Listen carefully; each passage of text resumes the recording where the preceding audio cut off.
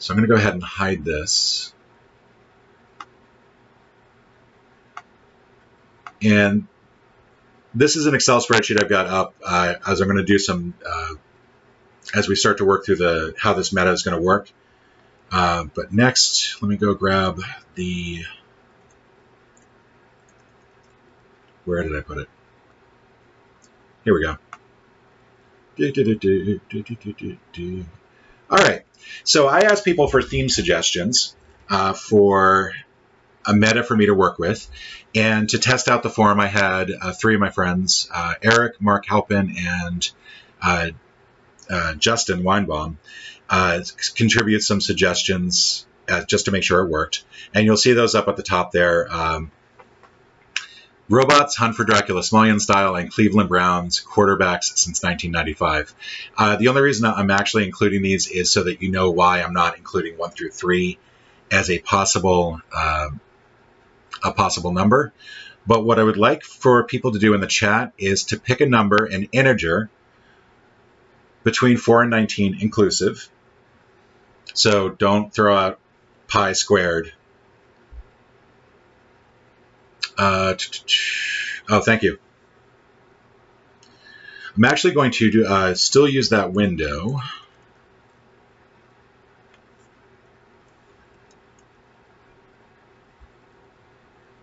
All right, let's see. I'm going to go with the first three, 19, 9, and 17. All right.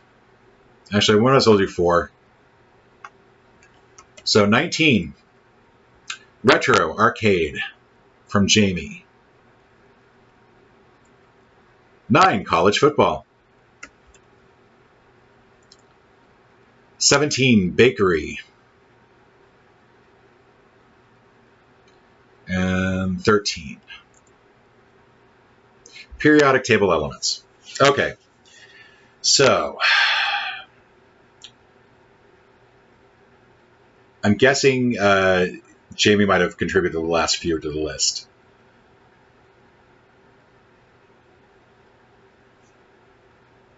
All right, so I'm going to pick one of these.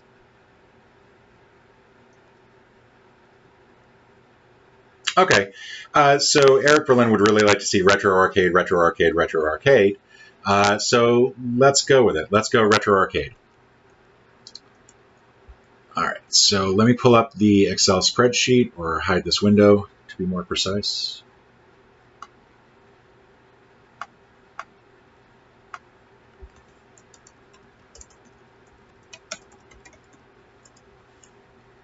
There were two things I was nervous about doing about this, and one was simply trying to do a presentation,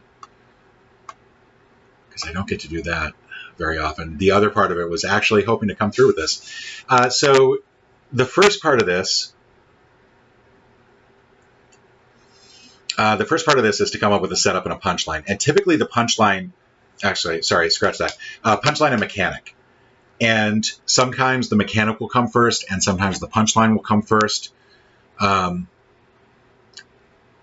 they'll come together, which is great when that happens, because then I don't have to struggle to come up with what else I'm going to try to include. I'm going to go to Scratchpad here.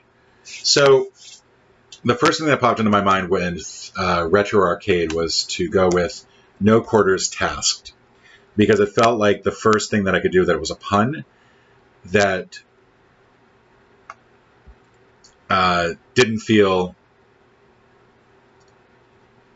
like just the original phrase itself. I think actually I want to go no quarters stashed, because that implies a setup where so-and-so might have not been able to play any more games because they had no more quarters stashed. Other things that are associated with arcades from that era, Retro Arcade, would be tokens, slugs, skee ball. What else?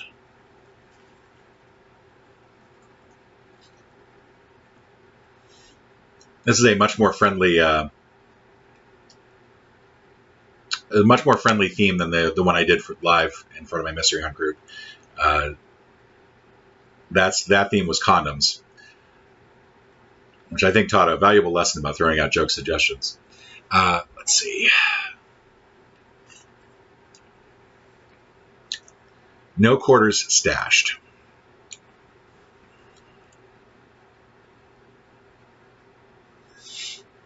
So the first thing I'm thinking of is that in addition to quarters being coins, they also refer to skill arcades and tickets and crappy prizes. Yeah.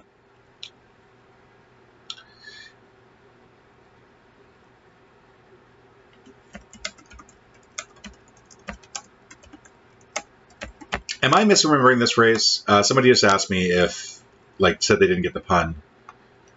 I think, Doug, that's the phrase that I'm thinking of. So I'm not sure if I'm just misremembering.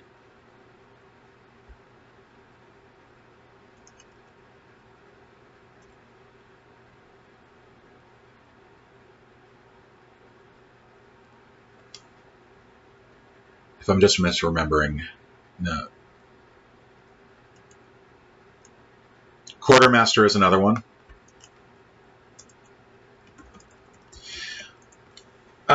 Quartermaster has an interesting aspect that it is very fighting related.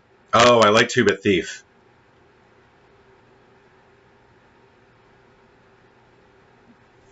Two-Bit Thief actually works really well.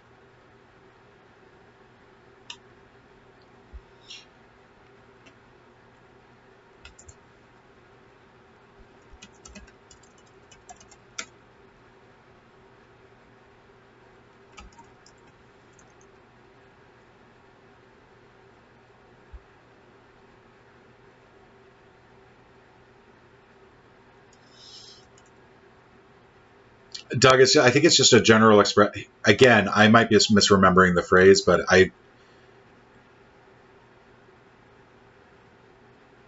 yeah, giving no quarter. Basically, it's a reference to clemency or mercy.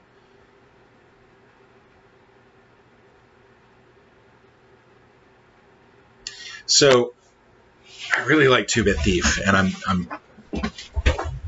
I feel like I'm cheating if I take that and use that as my answer. But the one advantage 2-Bit Thieves actually has over the quarter answers is that I can include quarter in the setup. Because what I want to do is I actually want to make the quarter thing the mechanism. It just feels like, because this whole thing, Allison, was supposed to be me coming up with a lot of this, but 2-Bit Thief is fantastic. So let's delete this. Let's go with a bunch of 2-Bit Thieves. And how many letters is that? That is 6, 8, 7. Let's throw in a lousy bunch of 2-Bit Thieves. And yeah, if I'm going to steal an answer, it might as well be 2-Bit Thief. Part of it, there's a hidden agenda behind this, by the way. I'm hoping I inspire somebody to start doing what I do so that I get to solve these sort of puzzles myself, because I would really like to be able to do that more than once a year when Mark Halpin writes his Labor Day metas. The reason I added lousy is to make it an even letter count, and because the thought I had in my head is that I'm going to use bigrams, and what I'd like to do is actually have each of these be a quarter of a word that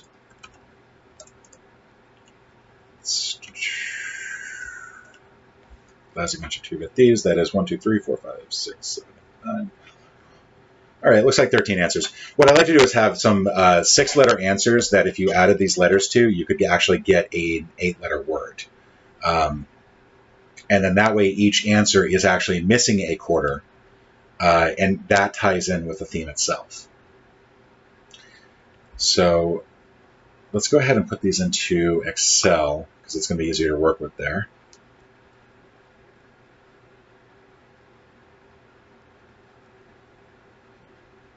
Hey, Thor. So his Magic Carpet meta is absolutely fantastic. I remember that as being a group of answers that basically one envelope the other. And just in terms of constraint, like that was just an amazing thing to see. And yeah, his Metapuzzle design is absolutely fantastic. I love Mark's work. It makes me so happy when that there is a Labor Day meta each year, that there's a Labor Day set of puzzles. I don't know what we need to do to get him to do this every other month, so that I have somebody to solve every other month, but I would love to see that. Okay, so Metapuzzle worksheet. I'm going to go ahead and add these here.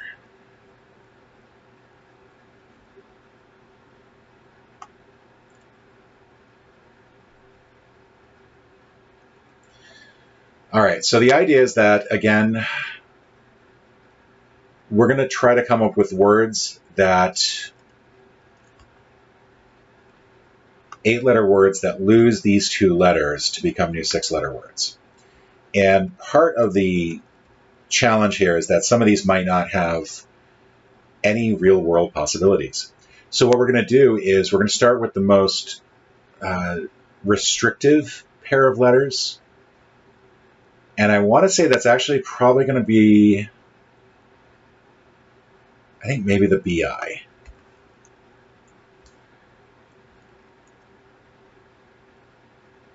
So I'm going to bring this over to, I'm going to bring my cat window over. Some of you are going to use Nutramatic, but that is probably too big for the window. Yeah, sorry, let me make this so it fits within the screen.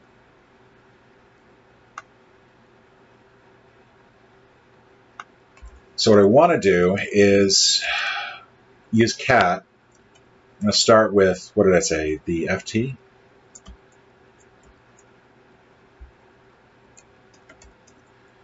And see, I just want to run through these and see if this is actually going to be possible to come up with the mechanism. Actually have enough fodder here. So we'll start with FT. Liftable, liable, drifters, dryers. No, I prefer cat. It's just, I'm more familiar with it at this point.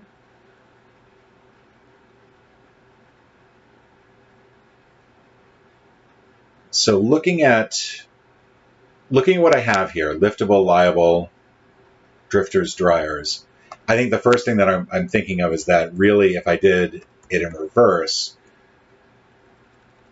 just going to do this.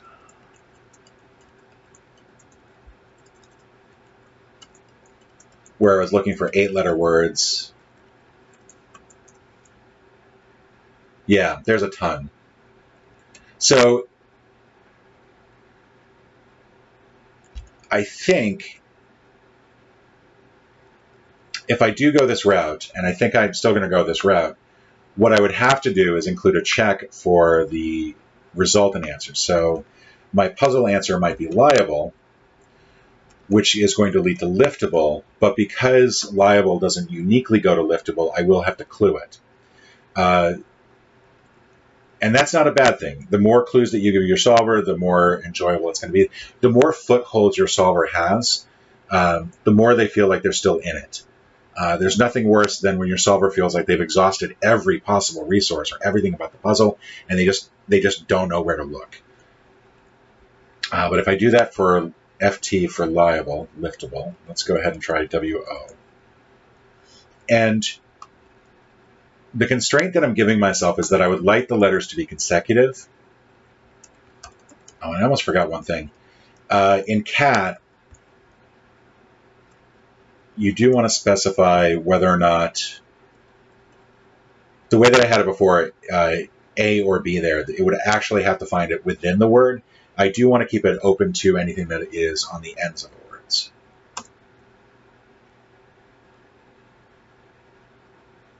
Yeah, that's true. Oh, you might be the most difficult one.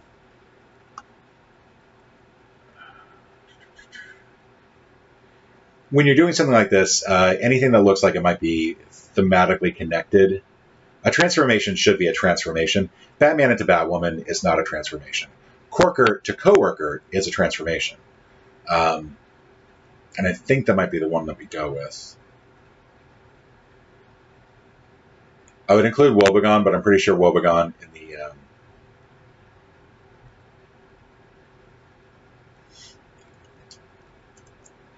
Karras and Keller version does not have the E on it. And corker is a fun word. Just say it. You'll feel better. Anytime you're feeling down, just say corker. Corker. And you'll feel better. Let's try that OU.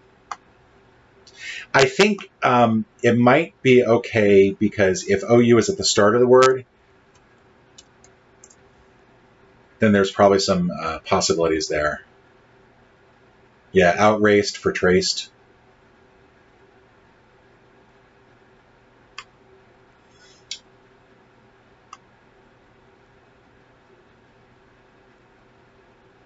I've never used new dramatic, so I'm not sure if it can or not.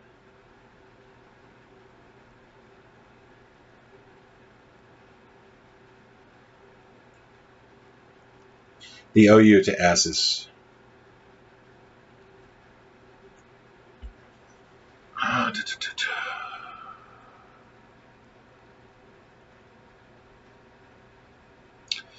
what do I want here? What do I want here? What? Oh, Hearst to here's out is actually kind of nice, except here's out isn't one word.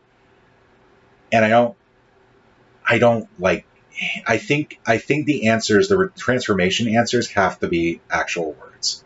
I think for this to feel like it works right, there's one that I'm looking at. I like bullion to billion, except I'm not sure what billion is.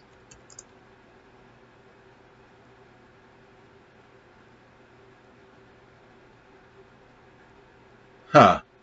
You know, I was all set to rule this particular one out because I didn't feel like billion was a very good word. But given that it is something usually used to make coins, I feel like there's a good possibility that, yeah, it feels much more thematic than I thought it would be.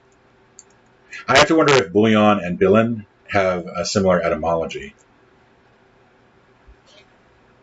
So if this were an actual full Metapuzzle writing experience, I probably would stop and actually take the time to find out if bullion and billion are related. But for now, I'm going to put that in as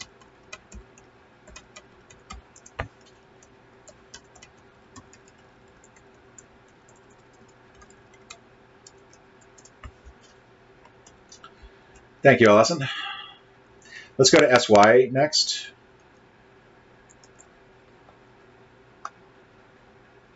I think when I did this live, I did not have the advantage of having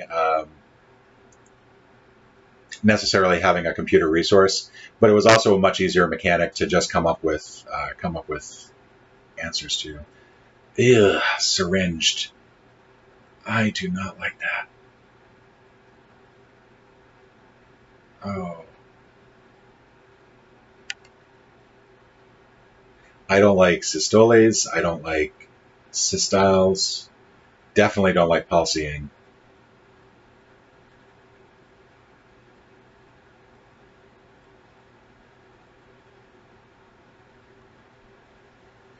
I was really hoping that SY might actually get me somewhere. It's not for sure, like maybe at the end of the word or something. Let's do a wider search.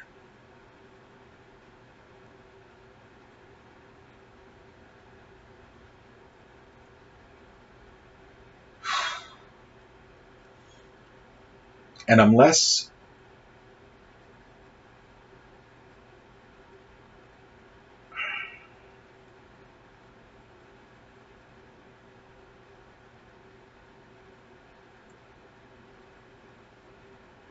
worried about the word, the answer for the puzzle. I need the I feel like I need the answer to I feel like the answer that it gets transformed into. Ugh. I think it's actually 2 L's, so for syphilis. Or maybe not. I'm going to take a quick look. I'm going to do... So CAT has a number of different dictionaries. UKACD is typically the one I use, which does mean that it can sometimes leave out IZE. which is a little frustrating. PDL is more like there is a much more generic list of words. Union is everything. We're going to try PDL here for a moment. I'm just going to look up 8-letter words with SY. So, wow, there are not many, and I really want them in a list. So if I do an A equals in front,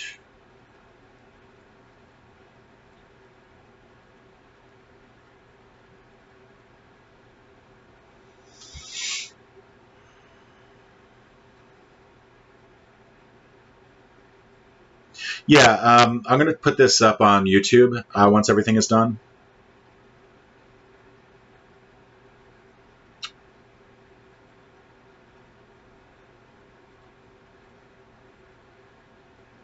So just sort of manually looking at what 8-letter words have SY in them. Still not seeing anything that I would really...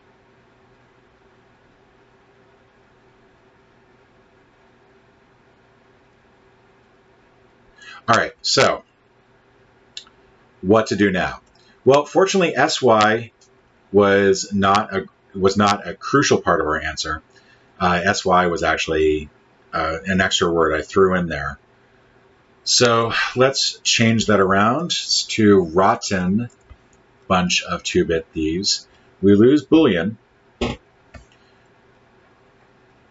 And now we can go back to seeing if our mechanic works for all of these others. So let's go to TT.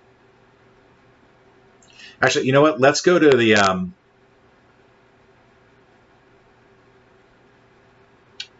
let's go to BITTHIEVES to the end of it, and then we'll work on the beginning and then see if we can come up with other things. So we still we'll need the TT because there are 2 TTs in this. Yeah, and we might pull out rotten altogether to avoid the 2 TTs. But let's get these last ones done first. And I'm just going to go ahead and put, well, no. I was going to put bicycles in there, or bicycling.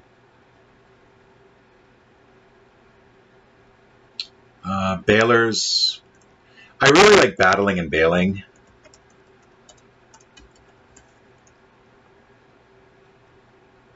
Oh, actually, bottomed.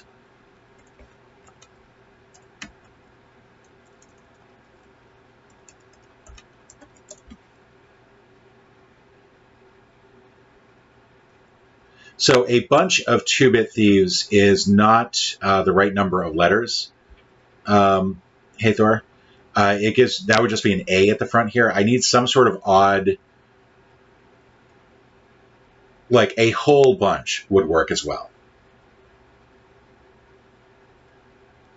You could do bunch of 2-bit thieves, but that feels grammatically odd.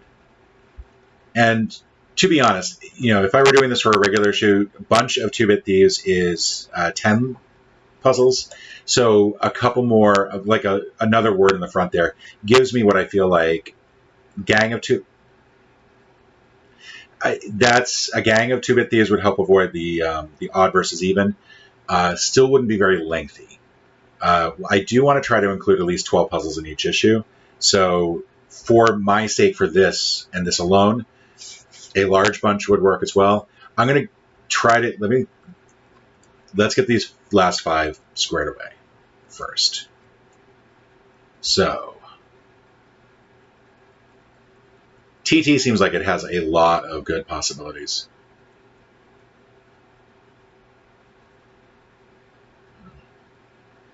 For a moment there, I was really happy with settered, but then I realized settered is a horrible word. Betting, Brittany, Briney, chatting,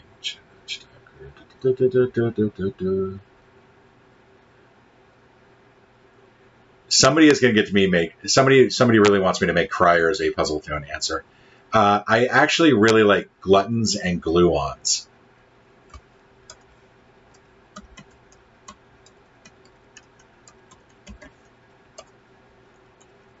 That to me feels really good. That also feels to me like, so for gluons and gluttons, when you're doing this, you want footholds for the solvers, sort of breaking points, and those are answers where it's really easy to see what the mechanic might be. And I think if you look at a word like gluons, you're like, what can I do with that? What can I do with that? Wait, could I? Gluons is almost like, I think the connection there, provided there's another clue that might lead them in that direction, I think that's just going to make you feel like gluttons is a natural result. And then that might help you see, well, what if I do that to the other answers? And maybe that ties in with the clues that are in the front.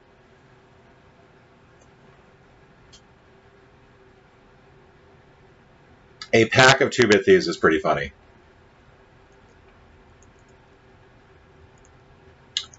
Let's go to HI.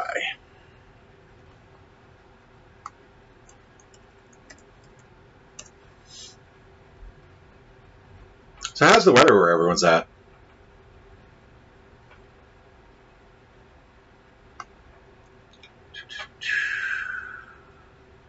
Oh, I don't want union for this. Jesus. All right, UKCD.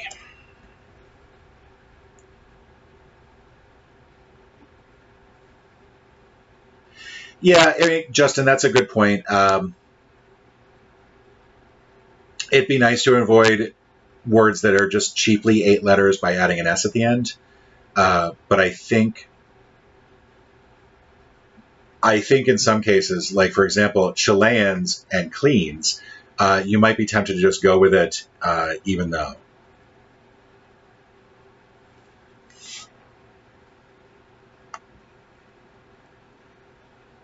But yeah, if I were to do, oh, I like Falchion and Falcon.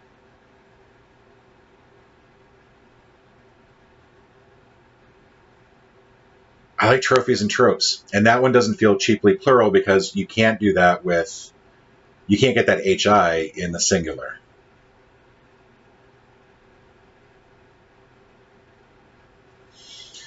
Prohibit and probit would also be good if I felt probit had a good definition. Again, the transformed answer I want to be as common as possible. I'm less worried about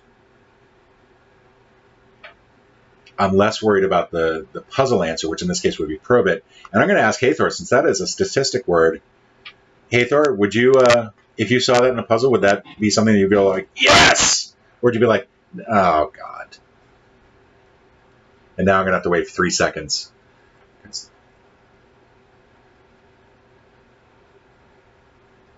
Well, see if you didn't. All right. I think what I'm going to do is I'm going to put in Falchion for this and Falcon for this and Prohibit as well. And once I've actually got all the answers, I'm going to go back through and I'm going to see what I want to use as an answer once I've decided what the theme of the puzzles are going to be. And I'm pretty sure it's going to be simply the names of various retro arcade games. So if I had an answer that tied in really well with Probit versus Falcon,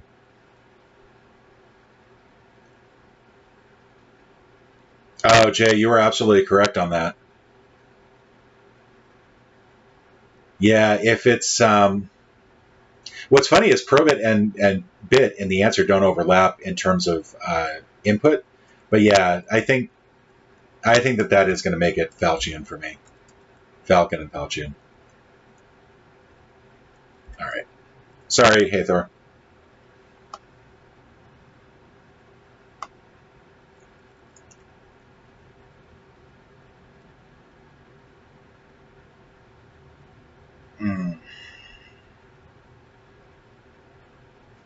That is an issue, Thomas. I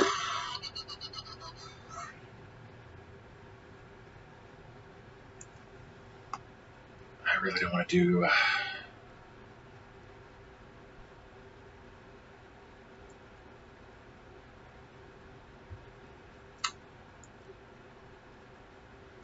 I think trophies then.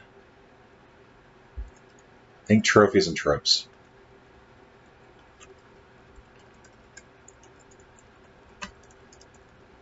I'm going to keep Falchion and Prohibit as possibilities, just in case. EV.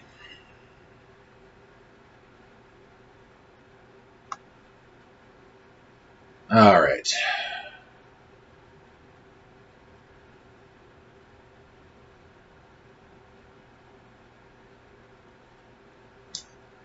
I am not sure how I would include tutor either.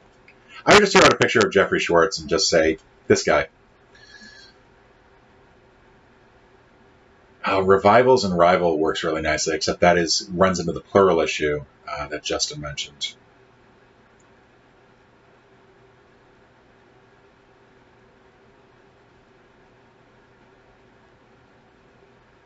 Honestly, a puzzle that with the answer tutor could just be a musical puzzle where you just simply farted over certain words.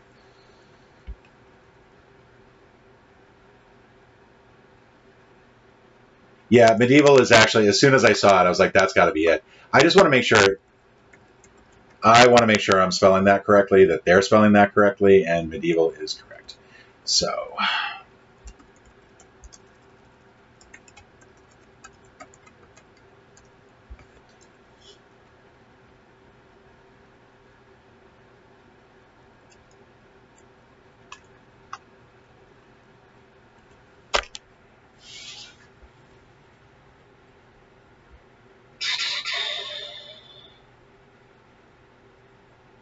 hey, Thor, you might be right on that.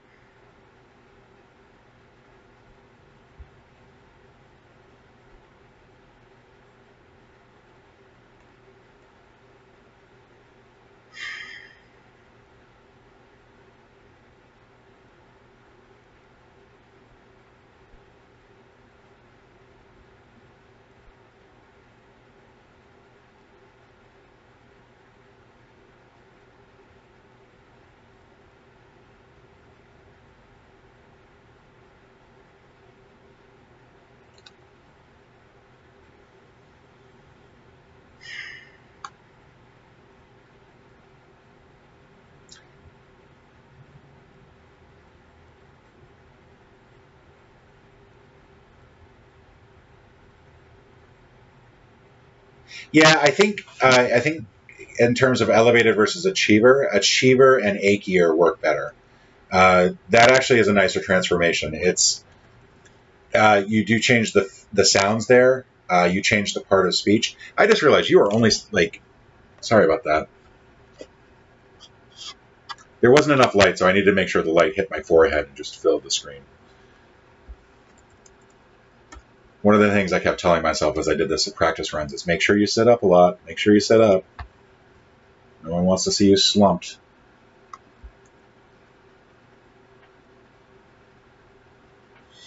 So, root overlap.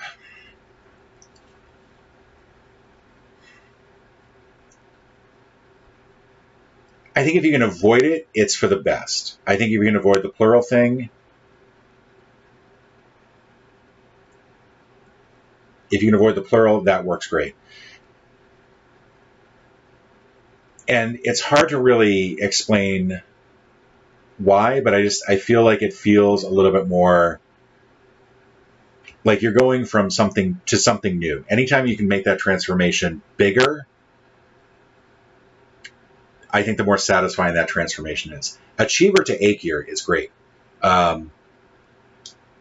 Because again, you change part of speech and you change part of the sound.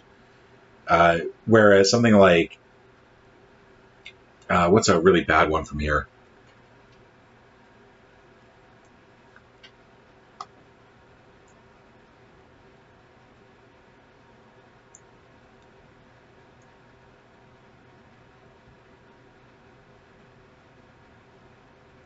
Reviving to riving, for example, or revivers to rivers. Actually, rivers to reviving isn't bad because you do change the sound there. But that S does just feel like, this same transformation would work if you didn't have the S there. Trophies is a little bit better because if that S weren't there, it could still work. All right, so let's go on to ES. This is one where I probably should have, I can already tell you that I want at least one letter to be on the end there. So what I don't want Oh yeah, I already see what I'm going with. Comfiest and comfy. There are times where I have to tell myself, look to the bottom of the list and work your way up, because otherwise you're going to end up with a bunch of words that start with A, B, and C. And nobody thinks that that's funny. Plainest plaint would also be nice. Scorsese and Scorsese? No, that doesn't work.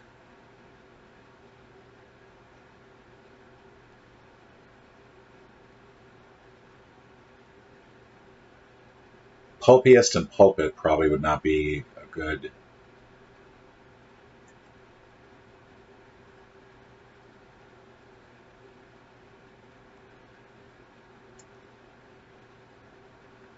That's because I have a. So I was trying to figure out why I wasn't getting anything where it was anything shorter for A, and it's because I had a 1 there instead of a 1 dash.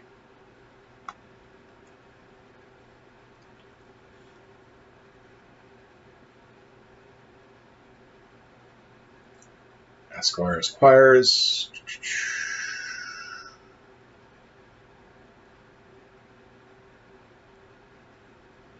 Riesling and Riling I like.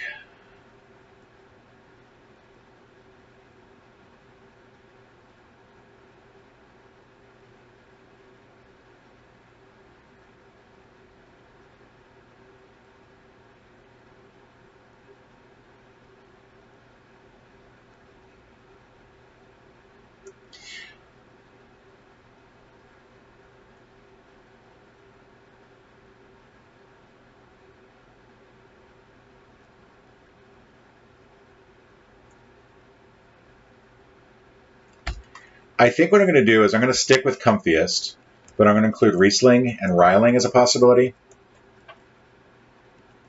And let's finally go for BI.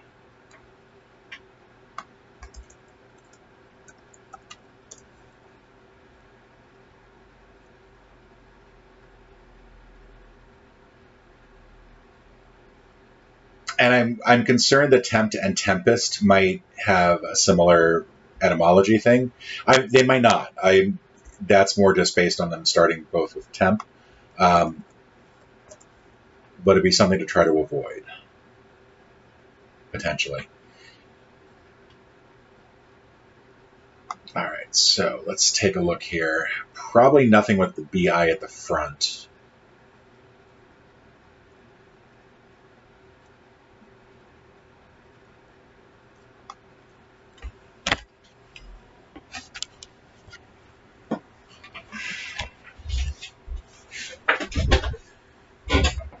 Turbined and turned.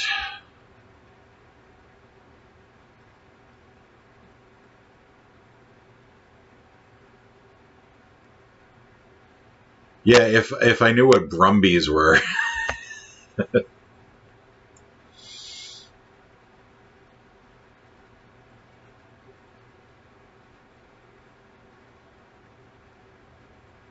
Okay, bitingly and tingly.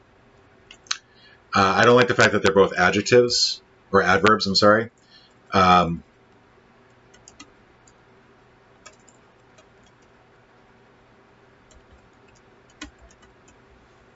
I do like that transformation.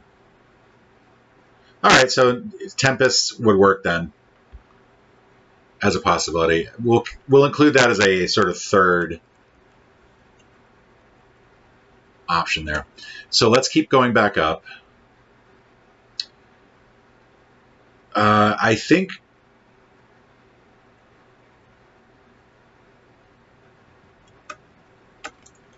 for the sake of making this whole bunch, we had people throwing out suggestions earlier, and I apologize for not writing them down. I know.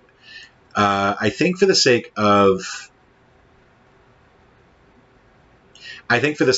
time, I'm actually going to go with Doug Orlean's suggestion, and we're going to do.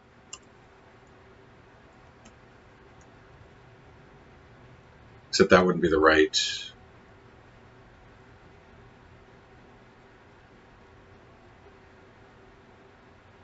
That would not be the right number of letters, because I'd still want an A in there in front.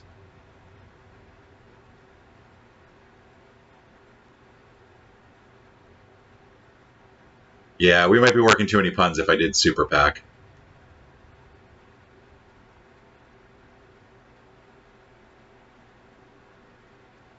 Yeah, and then you lose the Pac-Man pun.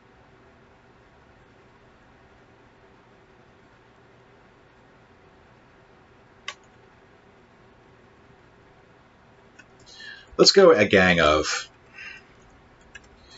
It's a little shorter than I would like a regular issue to be, but I think for the sake of time, we're going to do this as the example and then work from there.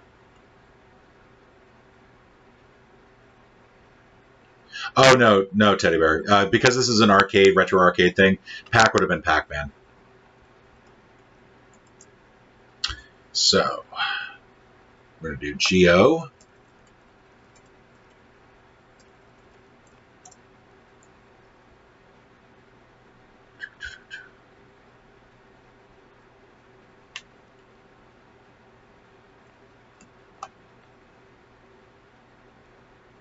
Burnet.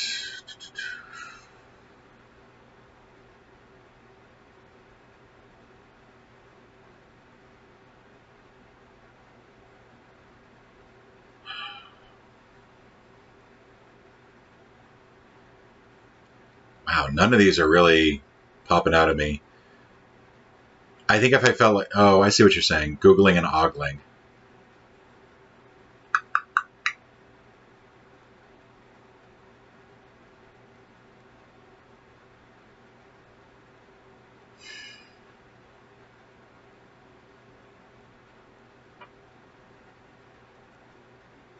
Yeah, I was thinking Wagner and Wagoner.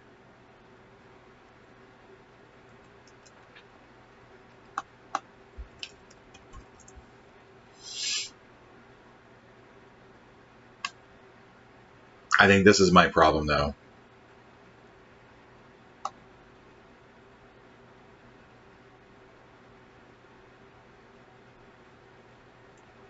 Yeah.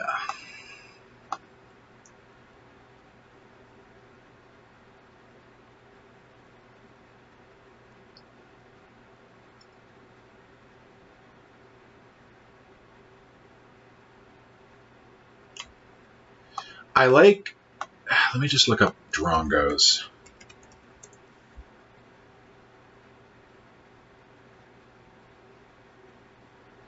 All right, so scratch that one. Octagons and octans. I like that. I like that corn. I assume that's my corn, by the way.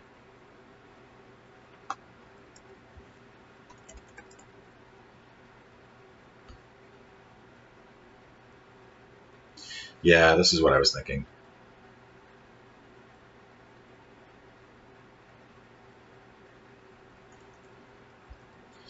I think my big apprehension about using San Diego is I've avoided two-word phrases for the most part, and while San Diego is a single term, it is a two-word answer.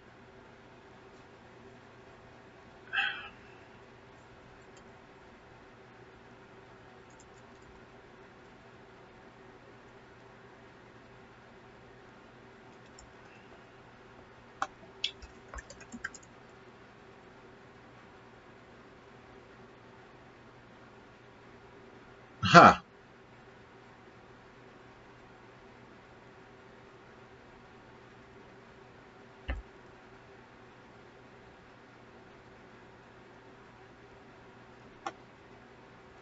So here's my question. If somebody is willing to look up the etymology of Argonaut versus Arnott, I think this might be what I go with. While Arnott is definitely not a word that I would throw into the New York Times crossword puzzle randomly, I do feel like that's one of our better choices here. Goslings and slings.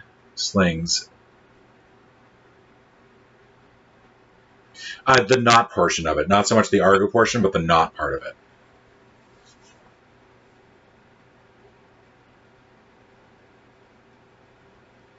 Yeah, but it being obvious is not a bad thing.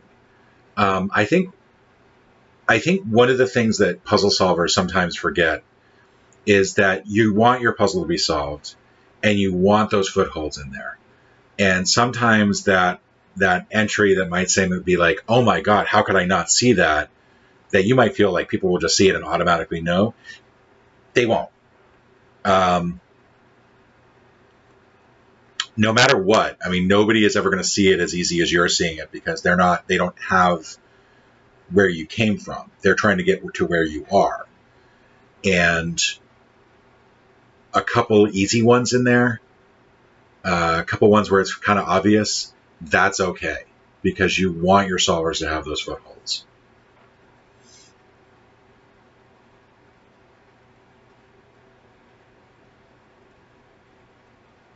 You know, Arnaud is the sort of entry that people will go like, what the hell did he use Arnaud for?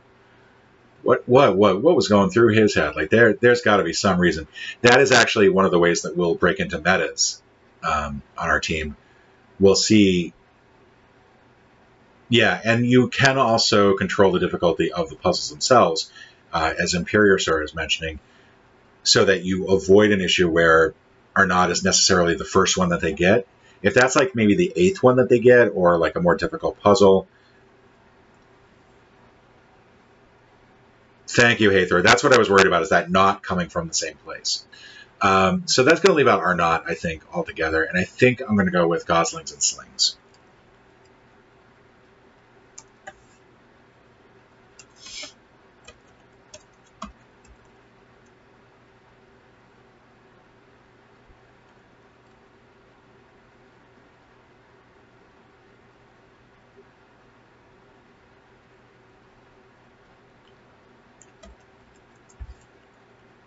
We'll keep Argonaut back here as an alternative.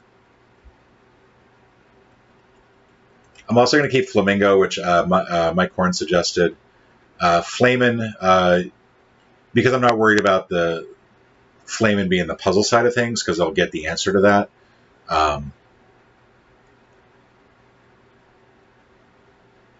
We'll keep that in there as a possibility.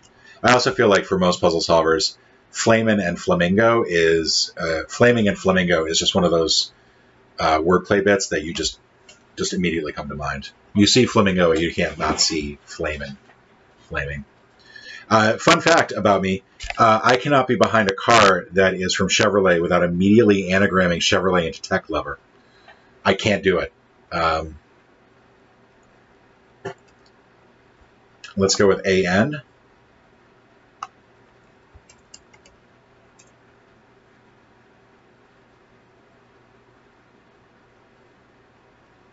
There's one more aspect of the meta that I do want to take a look at before we actually start coming up with puzzle titles.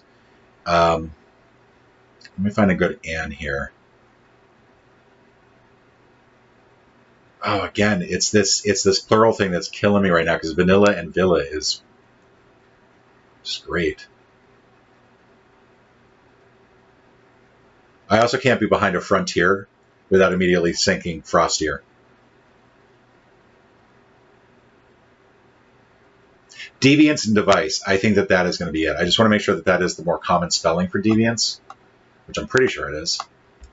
But there are a lot of things I've been pretty sure about that turned out to be wrong. Yep. All right.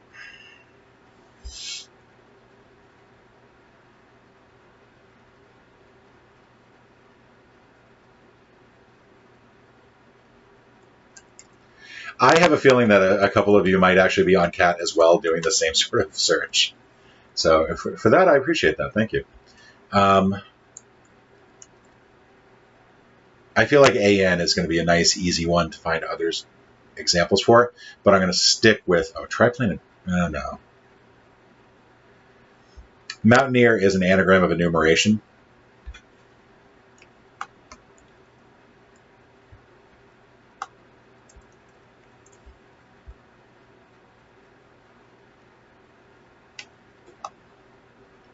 All right, so AG, and this will be the last one that we have left.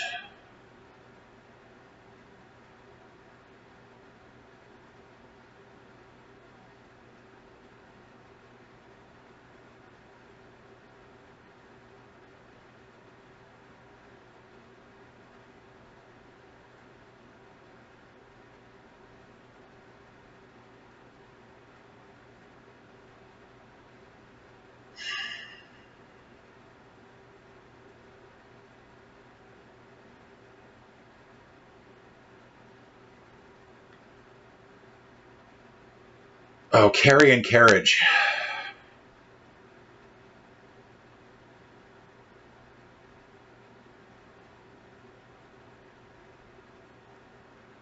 The best anagram that anybody has found in recent history has to be Eric Agard. I think it's Eric Agard, who found Marissa Tomei as an anagram of "It's a me, Mario." That blows my mind. That just makes me happy thinking about that. All right, so carriage and carry.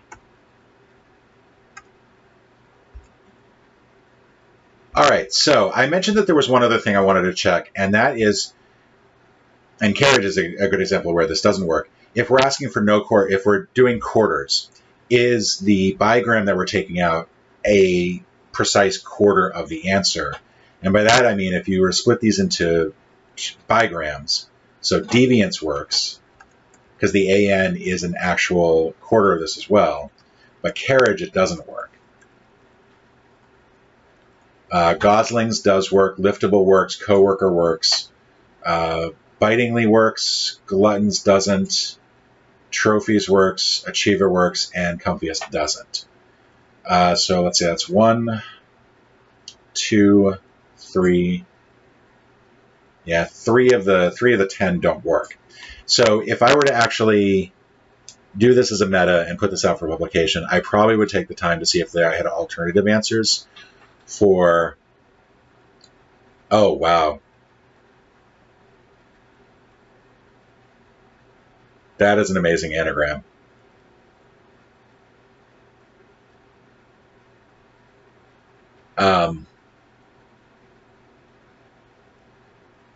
I probably would try to see if I had other examples for the carriage, for trophies, and for, what was the other one? Gluttons.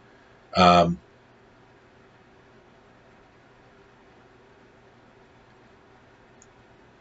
I think for the sake of time, I'm going to stick with those.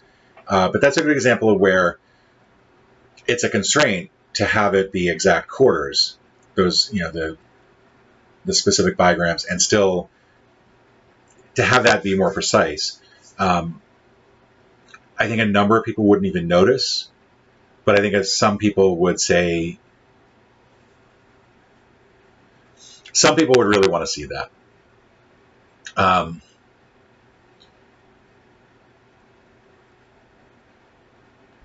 Do I want to try to find alternatives for those ones? I don't think I do.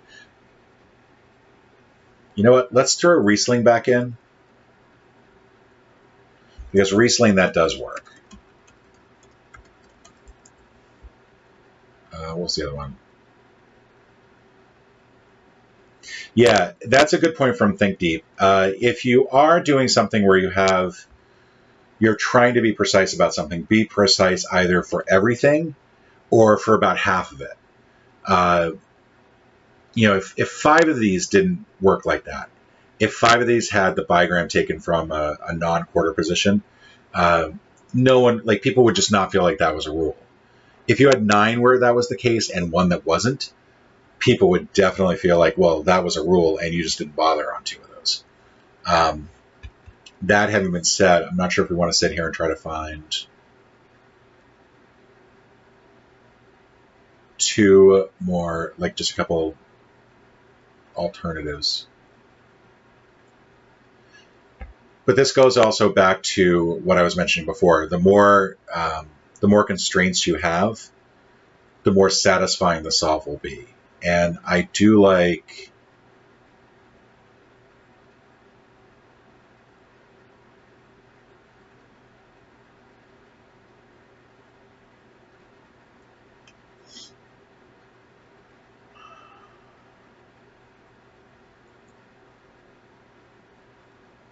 Kind of like restaged and rested.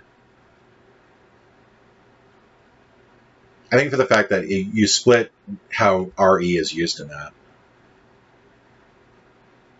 Savaging and saving is fun. It comes into the same issue that we're having with some of the.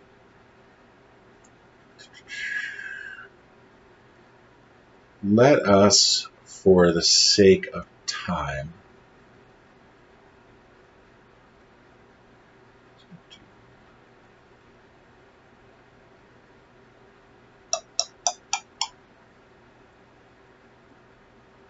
There's a part of me that really wants to use astragal and astral, but I'm pretty sure those come from similar etymologies.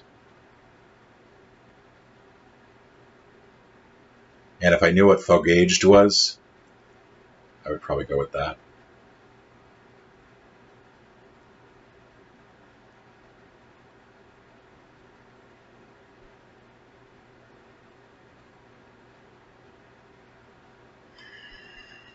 I think I'm going to go restaged and rested.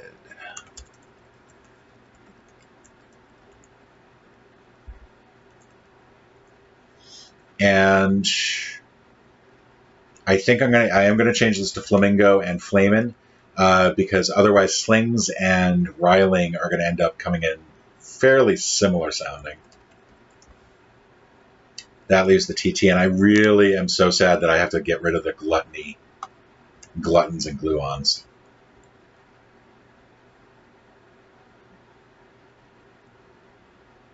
And now we definitely have to change that TT, because now we only do have one answer that is not the case. Lettered and leered.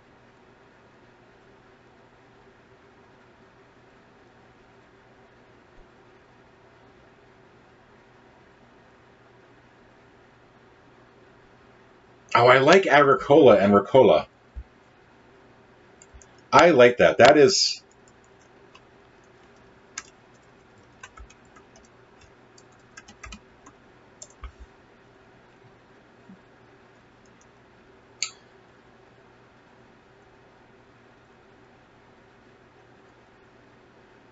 Sorry.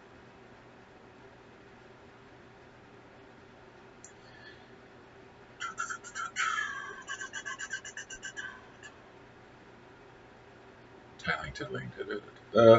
Yeah, I think bottomed and boomed. All right, so we have our 10 answers. We could also look at to see which quarter is missing from each one, just to make sure that we're not overlapping anything like that. But now that we have our answers and we have a mechanic, we want to start thinking about what is the thematic connection going to be between the puzzles. The most obvious thematic connection is that we're going to go with retro arcade games. Space Invaders, Dig Dug. Let's go ahead and I'm going to Tempest, Kicks, Zaxxon, Joust, Dig Dug, Space Invaders, Asteroids, just to type out a couple. But we do want to start thinking about, because I mean, a lot of those arcades actually used to do that. Like, it drove me nuts. They give you 3 tokens for $1. So that is going to be our connection. That you're. Let's just write this out.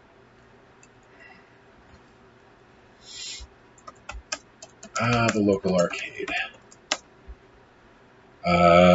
Description.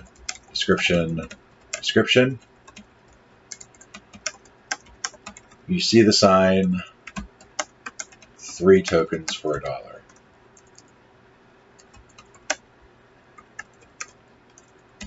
You argue with the owner. That's not fair.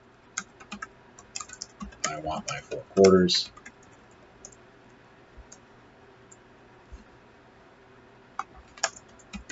You're just a bunch of what?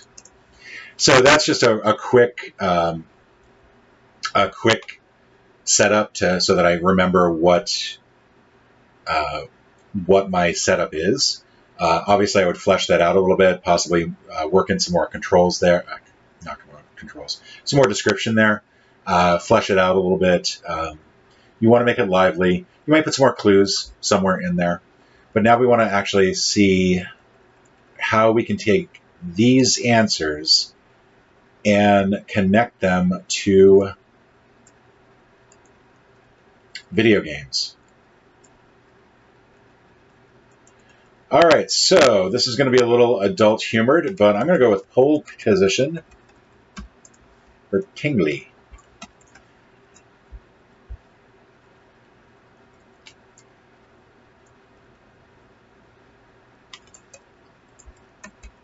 Stripper pole puzzle. keep it G. Let's widen this out.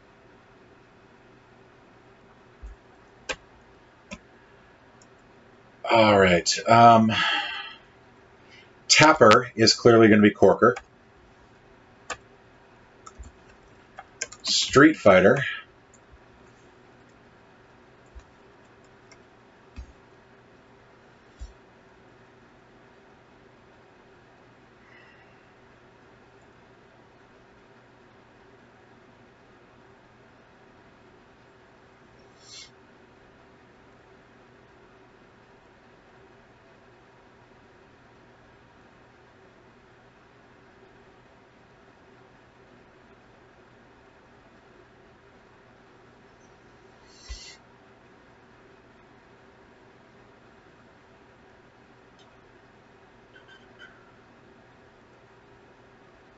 What was the one with the penguins? I don't think that's going to tie into a specific one, but now it's bugging me.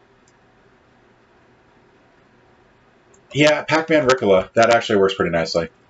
Let's go Ms. Pac-Man. Thank you. It was driving me nuts. I could see it in my head, but I couldn't think of the name of it.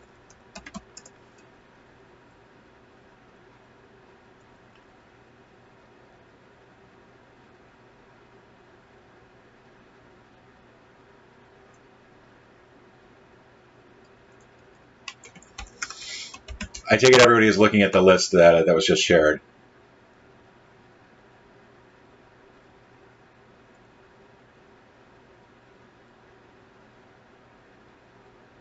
I kind of want Mr. Do to be liable.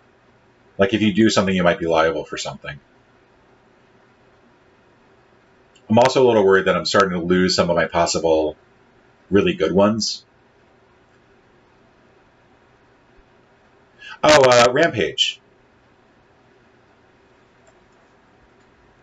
I think Rampage... Well, I don't think that might be the game that you were thinking of, but I really want Rampage for Riling. Punch-Out.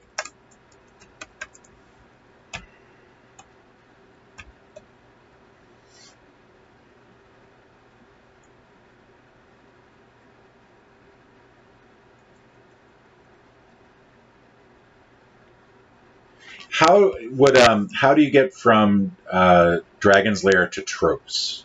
Just out of curiosity.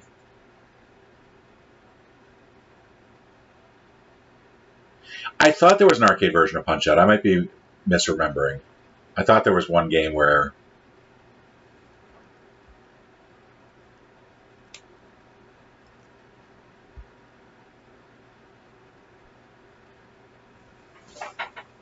Okay.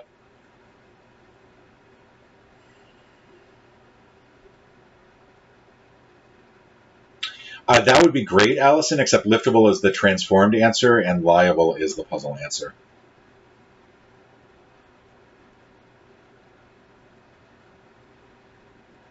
So for the Space Invaders puzzle, just so you have some idea of where I'm thinking already, I want Space Invaders to be something that involves spaces invading words.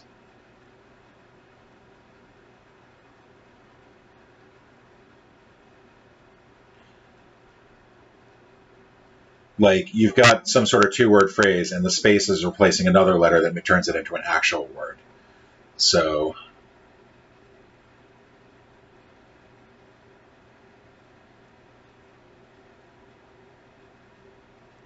Okay, Paperboy is a good possibility.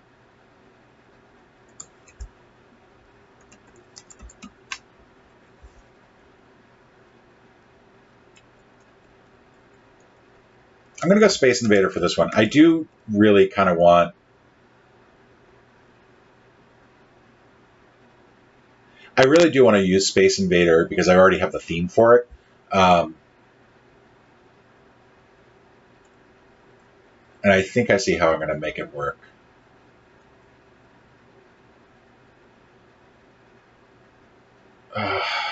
So many good possibilities.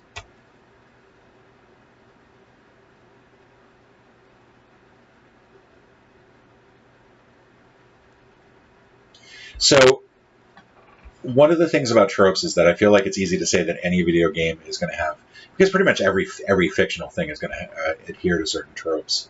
I do like the fact that the knight rescuing the princess feels more tropey than anything else.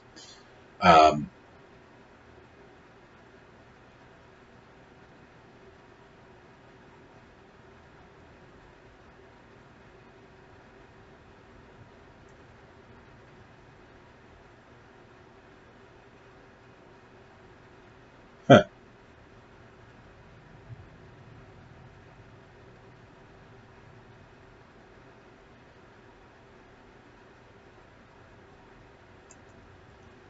Let's go with keep this one open, but let's go ahead and put Dragon's Lair in for now. I think Bomberman was an arcade game.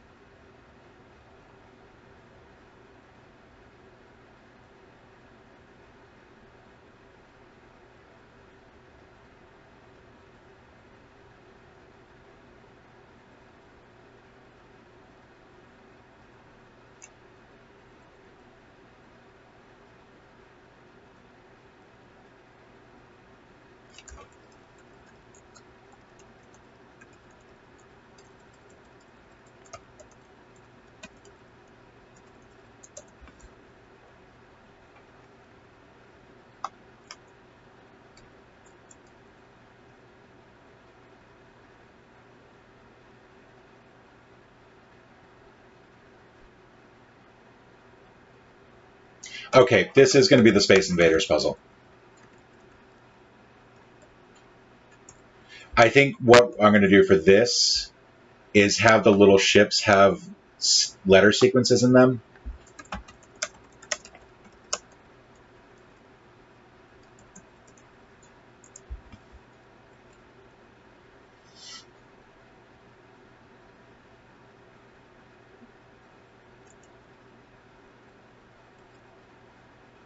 Yeah, I suppose I should be talking. So I apologize. I'm sort of like in the mode of how do I start to do this, and I'm forgetting that I'm actually should be talking about it.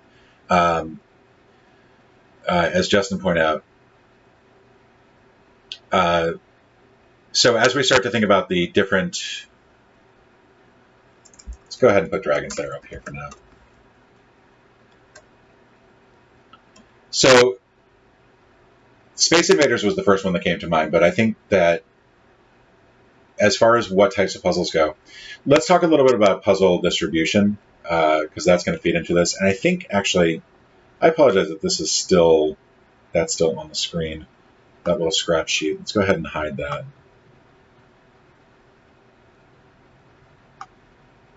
So as we start to think about this, we want to start to think about what types of puzzles we're going to include.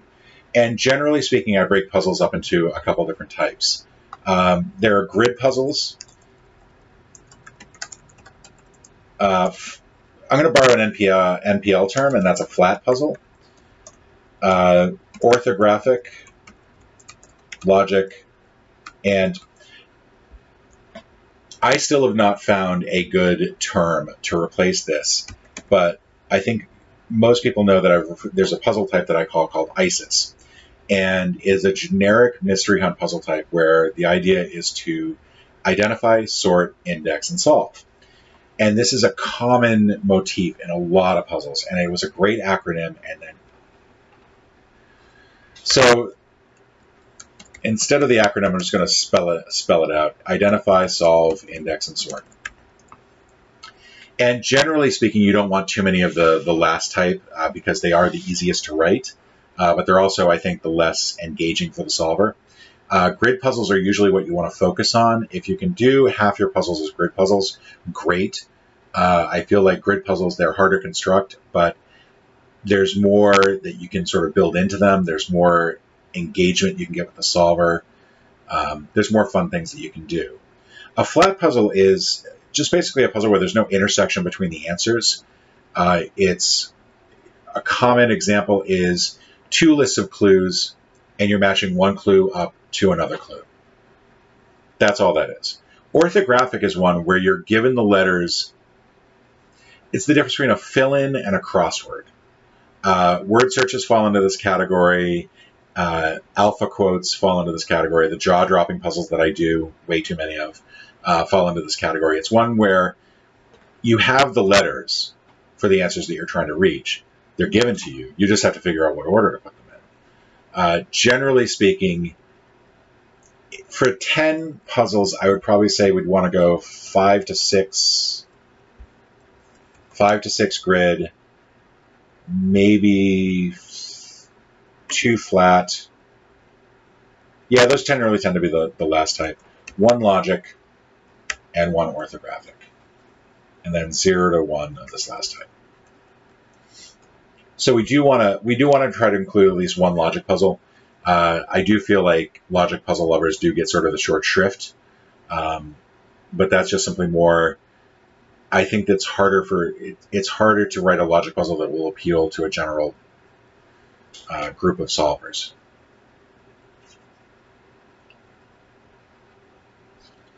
Sorry to Rubio on you.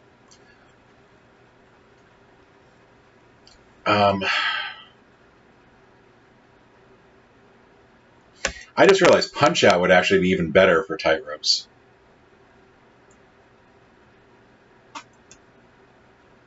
Given the way that I've got tightropes and tropes to there.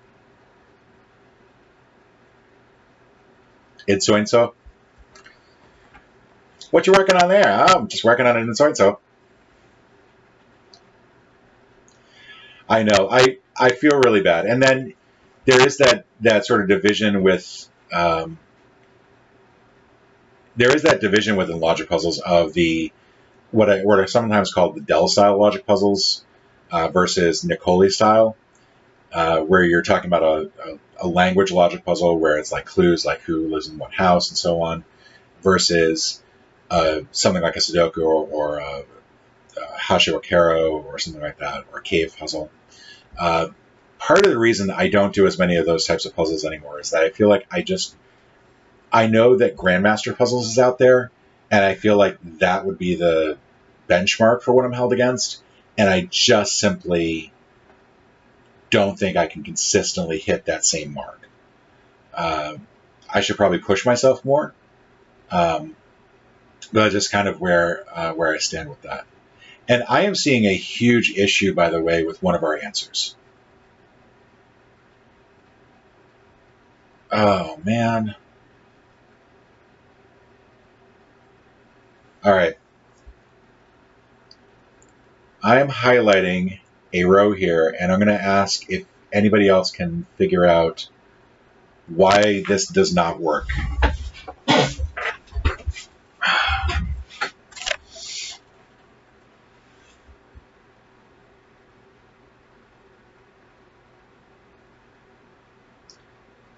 Yep, that's it. No, they were given Corker to begin with, but you could remove either OW or WO. So the only thing that makes it WO is that we're taking specific either 1, 2, 3, 4, 4, 5, or 5. Sorry, 1, 2, 3, 4, 5, 6, or 7, 8.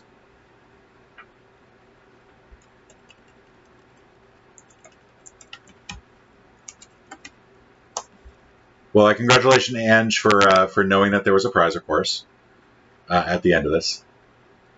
All right. See, Ange, you should be writing these sort of puzzles. Then that way I have somebody I could solve. Oh, WO is going to...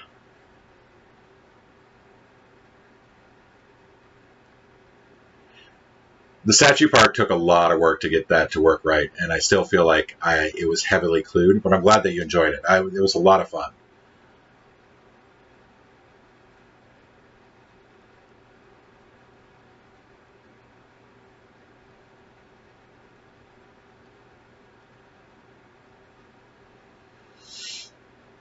Yeah, I think...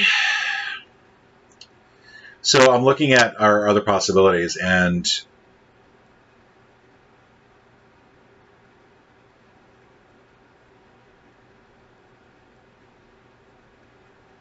I think the fact that we constrained all of the other answers to be specifically either the first, second, third, or fourth quarter is helpful. But yeah, we're going to have to graphically have something in there that makes sure that people know it is the WO and not OW. That is unfortunate. Okay, so we have our distribution of puzzle types to go with. If I had 2 or more puzzles in addition to this, I'd probably throw in another orthographic, and I'd probably throw in another of the last type, the Itsoitso, just so that I feel like I got a little bit more variety. For 12 puzzles, 6 is probably the most grid puzzles I would do. I really wouldn't want to do more than that. Another logic puzzle would also be nice. If I can include both a Nicoli style and Dell.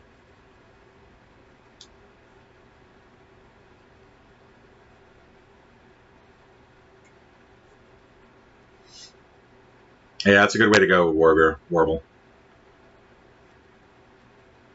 Oh yeah, Ackier too. All right, if that's the case for 2 of the answers, and we do include that text, then I think we can still justifiably have this set of answers, but I can already start to feel the email.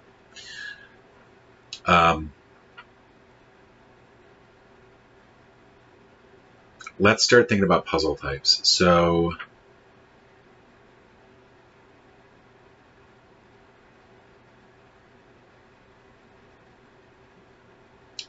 in Tapper, you're basically throwing beer down a line.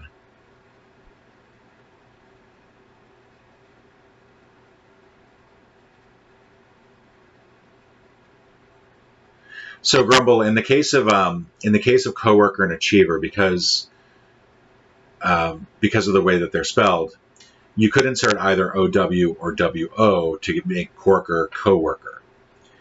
And with achiever, you could insert either EV or VE. And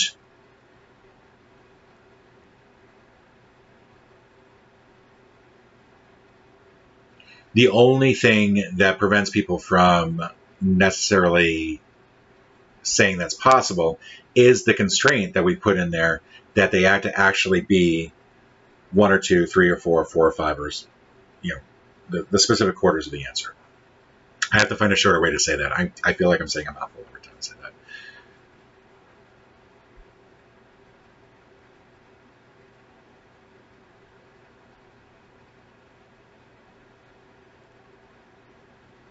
Okay, so from Hathor, we have Laverne and Shirley as a possibility for this.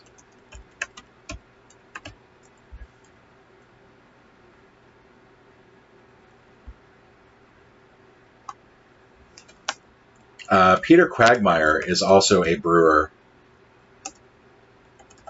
Fictional brewers.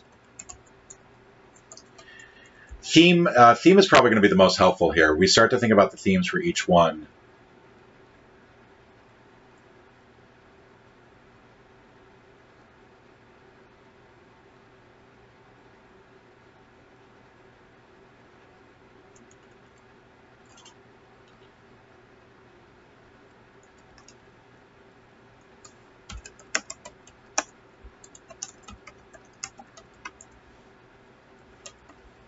I'm putting out just Laverne and Shirley Siamese twins because I may steal that idea for later, Hathor.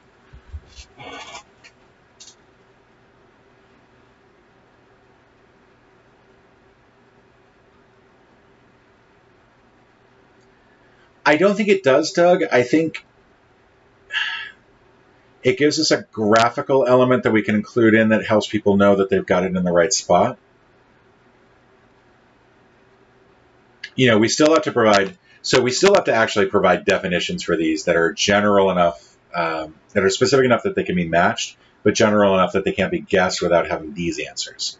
So one of the things that we do have an issue with is that we still have to clue coworker, we still have to clue achiever. I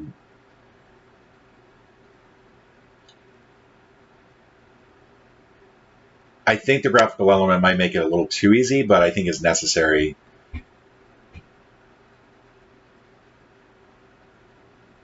I don't know. Well, we'd have to see how that played out in testing. Generally speaking, I withhold clues from my testers and then add them in as I sense frustration or stagnation with solving.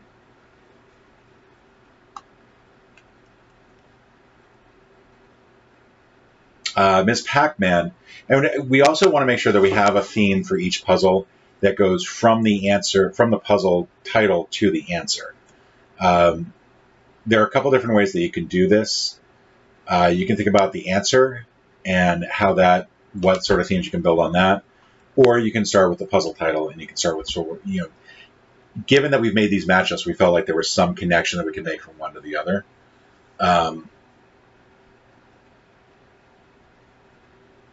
I really want Punch Out to be the trophies one, though, because this one right here. Because something is getting punched out.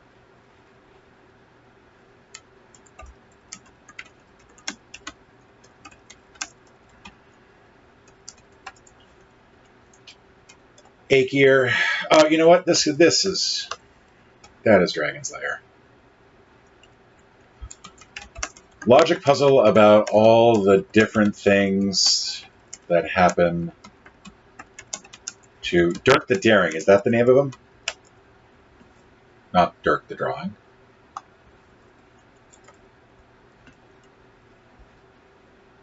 All the other different things.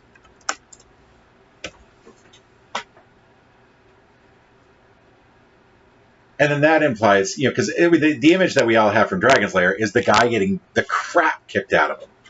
I mean, he's, dead or strangled or poisoned or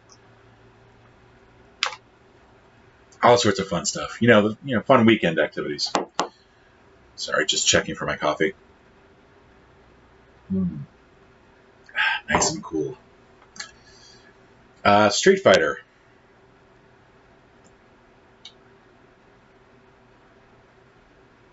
Yeah, I think I have it up here too. Yeah, there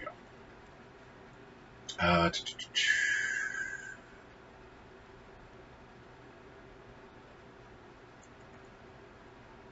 So we still need one there.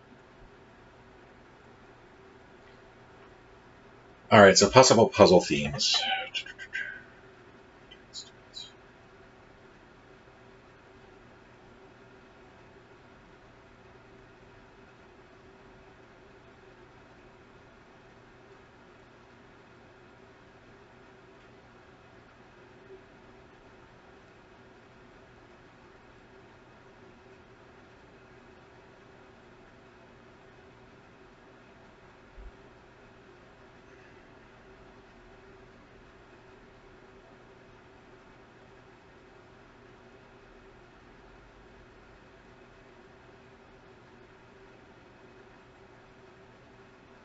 So I think with Miss Pac-Man, if the answer is Ricola, I think I kind of want her eating candy, and like the candy that is not a candy is a Ricola, like a Skittle or an M&M.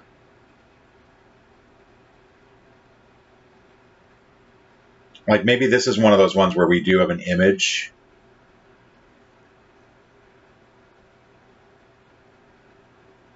Oh yeah, you know what?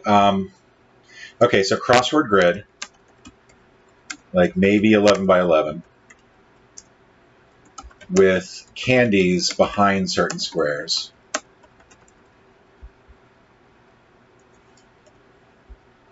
Skittles, M&Ms, Reese's Pieces. I am misspelling horribly here. I do apologize. Necco wafers, Smarties, and I need one more. Yeah, one more. Round candy.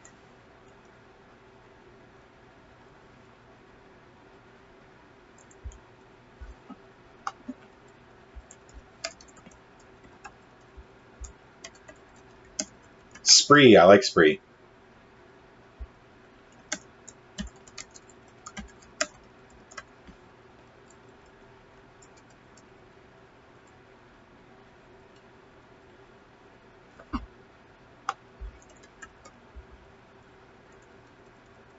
Oh, Lifesavers is even better.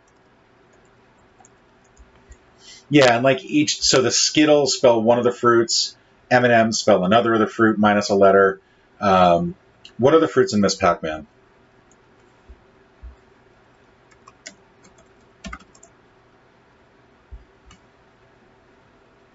I really don't want to end up on wikia.com or whatever the current website is for that.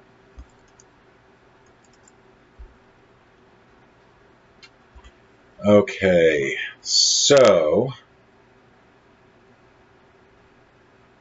is there a C in there? There is a C. You guys are awesome. So let's go ahead and create a spreadsheet because we actually have. Let's go ahead. Let's just write this puzzle. So Ricola. Pretzel is my favorite fruit, and we are including it because you have to include pretzel. So let's see. Pretzel, Petzel, R. The cherry has to be the C because I think that's the only C in that group. Strawberry is too long. Banana can only contribute an A. Could be any of the A's. Apple, that's going to give me my L. O, let's do range, orange, range O. And then pear. Well, that doesn't work. Oh, do I not have an I in this?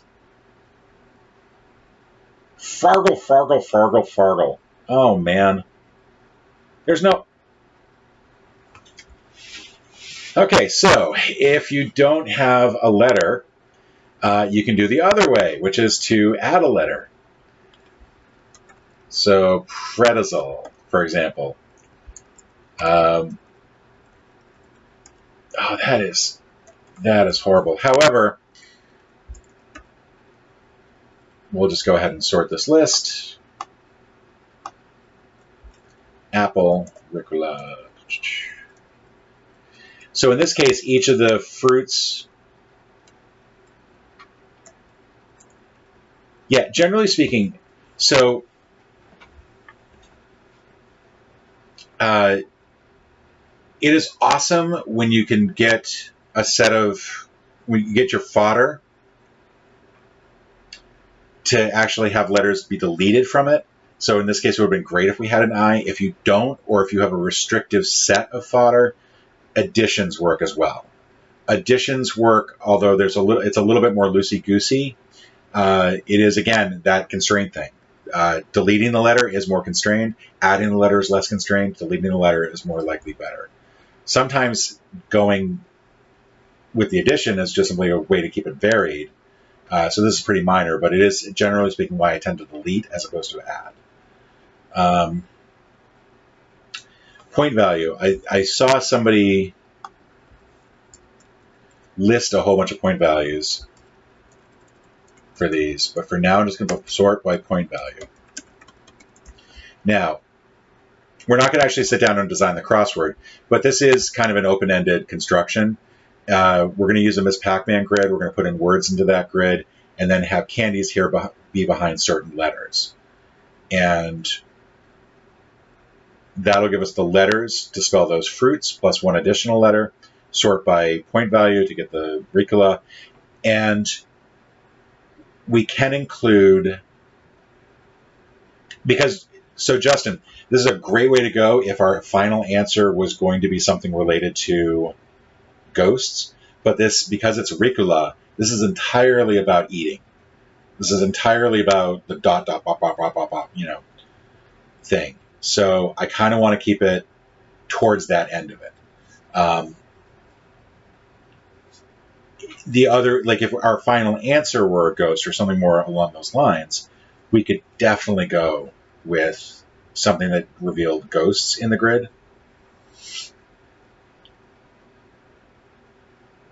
All right, so we have our Ricola puzzle, so that's one of our grids. And I'm going to show you what I use the main page for. Let's copy this into overview.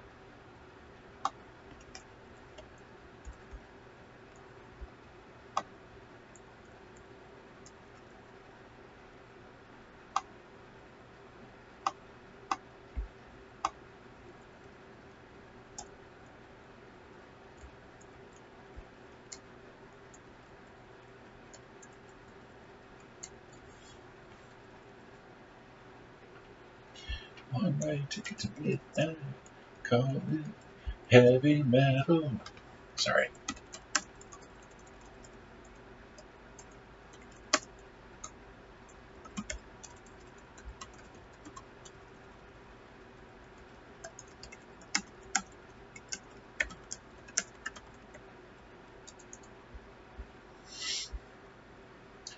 And so then this will help me keep an idea, keep a closer eye on what type of puzzle types I'm using.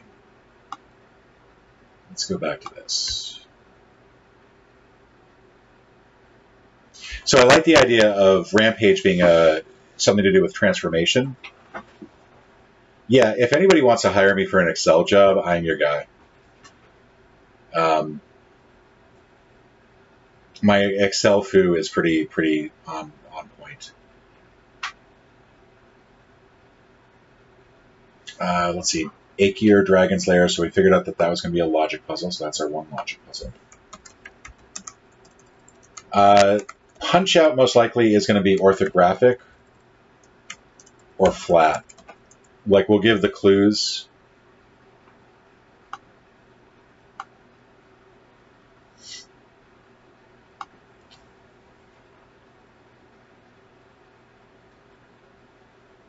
One thing that we run the risk of with that idea is that it's very similar mechanic to what we're using for the meta, but I think it'll be okay if we do it right.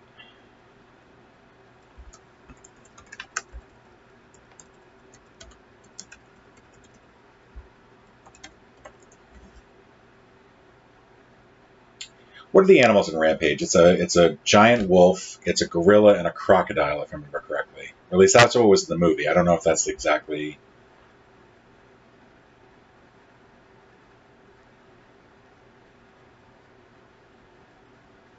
Ape, wolf, lizard. Okay.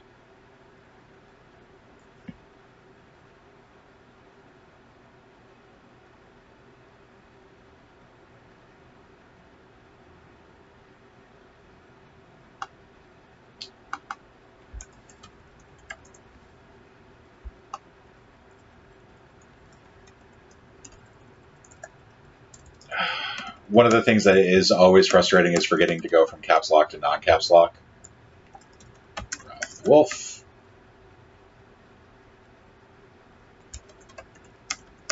Lizard, the Lizzie.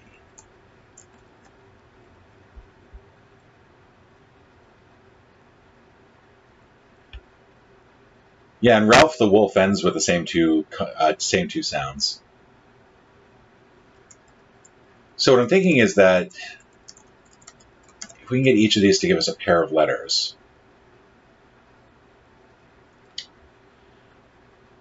All right, so Doug asked some interesting questions, and the answer is no. And it's not that there shouldn't be one. There should be one. I should have a guideline for that. So if you take a look at some of the answers here,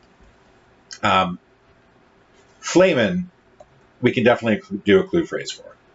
We can do blank hot Cheetos. And that is pretty unequivocally Flamin'. Other clues, it can be a little bit more difficult to precisely clue what it is that you're looking for.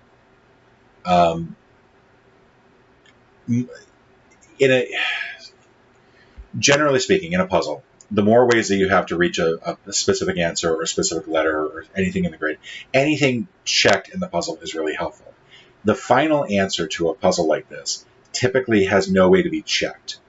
So a clue phrase has to be very, very precise. One of the reasons I do like to use cryptic clue phrases is that cryptic clues are self-checking. Typically, you can only really have one answer to that. But if I were to try to clue tingly, for example, I think it would be very difficult to clue that and have the solver necessarily get tingly unless there was some sort of additional constraint. So overall, I'd probably say in 10 puzzles, it'll be the answer in 8, and then clue phrases maybe for the other 2. Does that answer your question, Doug? And that's my own personal feeling. Some people, you may find that if you're doing this yourself, you may find it really easy. But I try to stay away from them. Corker is another one. There's a Senator Bob Corker you could possibly clue. When you have specific people and names, then you can definitely do it. But generally speaking, I prefer to just give the answer. Yeah. I tell you, I like using cryptic clue phrases. I don't think anybody out there likes me to use those. I find when people are stuck, it's typically any puzzle that has a cryptic clue phrase for its final answer is one people get stuck on. And I've tried to figure out ways to. I like them too. Hey, Thor.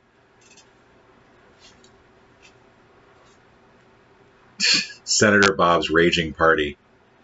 That's actually a nice one.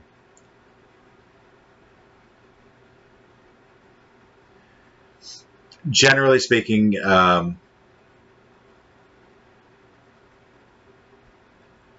mean, it very much depends on the puzzle.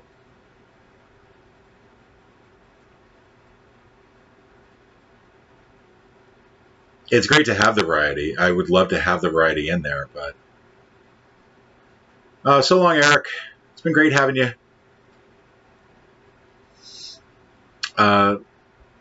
Probably just going to spend... Let's see how far we can go with these puzzle ideas. So I was starting to type up something for riling. I actually wanted to work this through. So Ralph is the wolf, right? And so a werewolf that's been transformed typically is a werewolf. It isn't in this case because it's just simply a wolf that got bigger. But perhaps the transformation for the wolf is where is something? And that's the transformation that goes into the grid. So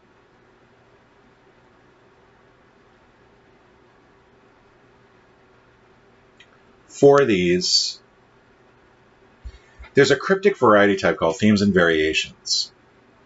And if you had entries into the grid that follow these transformations, and you clearly marked them, and then you had a third unclued entry, and you then had to figure out how to clue that. And I realize I'm just sort of, none of this is really making much sense right now. Oh yeah, the RI one would work really well. So let's switch this around. Okay. So by this I mean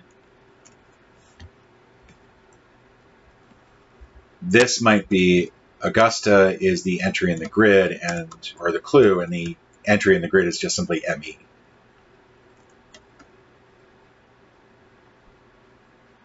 And the unclued entry is Providence to give you RI.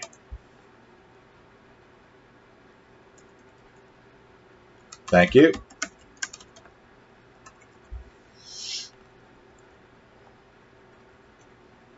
Yes, I see the double Z.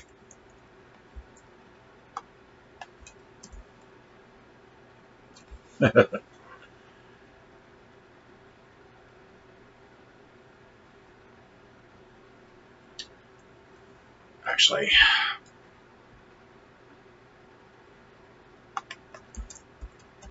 let's say that's Maine, because I think it's going to be possible for people to go from Providence and Rhode Island to get to the RI. But if we're reducing Rhode Island to RI, that means we also need to reduce LI and NG. And so if we're going to reduce LI, that would be 51. Oh God, Studio 51. Is that it? Am I misremembering the number that's after Studio? What is the movie? Studio 54, I think.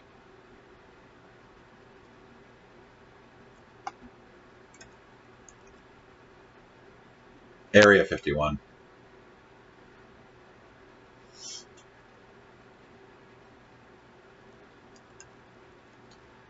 but I think this is going to be Roman numerals. I think, and this is not particularly thematic to lizard or gorilla, so you'd have to sort of backtrack and figure out a way to do that.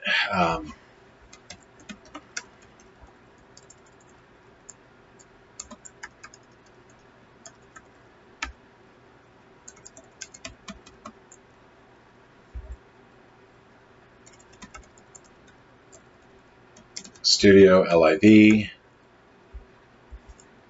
and so on. NG.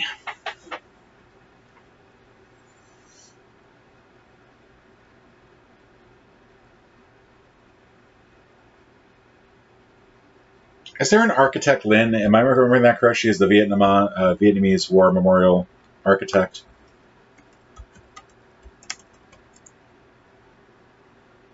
Maya. Okay.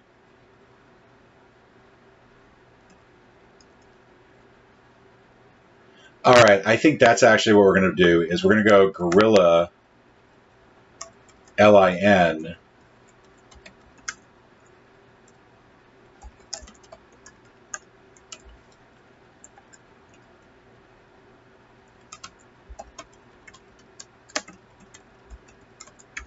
So the entry,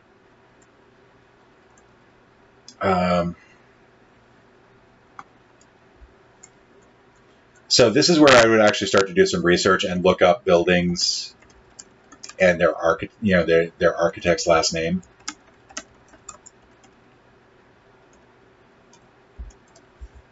Yeah, I think that works so much better.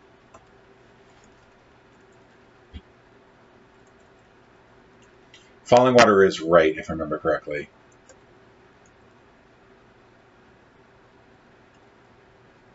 And then that just leaves G.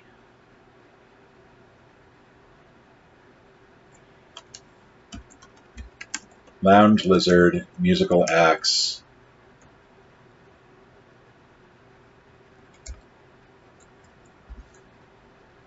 Kenny G.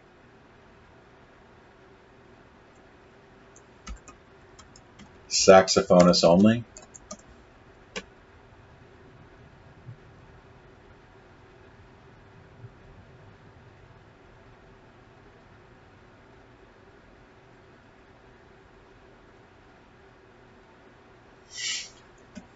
I really want to use Lounge Lizard as my as the connection here, because now that we have building and gorilla, like, you know,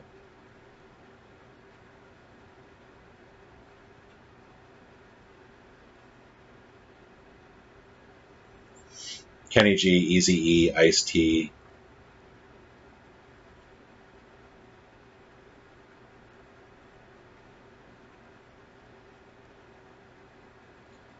One of the problems is that you want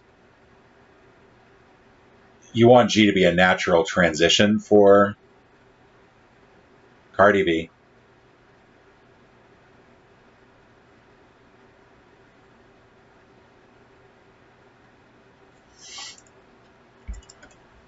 You know, honestly, if it is like that, then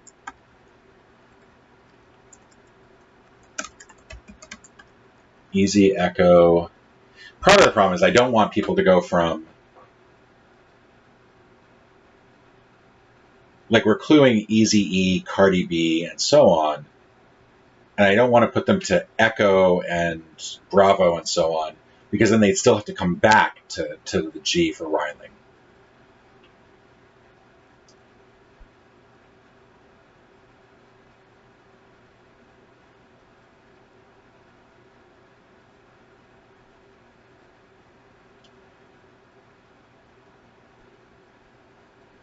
But it is such a nice thing to do. I mean, maybe we just have a bunch of one-letter entries. Like we have, that's it. Like it's just G, E, T, and B, and J. You know what? Given that this is a hypothetical puzzle that might not actually get constructed, that's kind of a cop-out, though.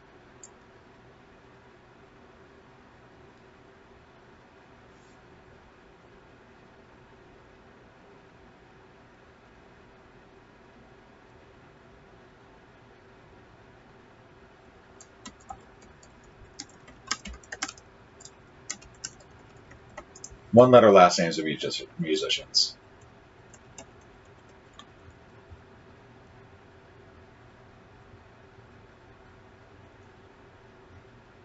So I wish that I could say that I try to make... I can't really write from a global perspective, unfortunately. And I wish I could. I honestly wish I could be much more inclusive of various cultures around the world. I try to focus on things where I try to be inclusive is more generationally speaking. So things that are from this generation, things that are from the previous generation. You know, I think I wrote a puzzle once recently involving musicians, and I wanted to make sure I had a couple that were from the last couple of years. People who are much more commonly be known among people who are listening to music now versus from 30, 40 years ago.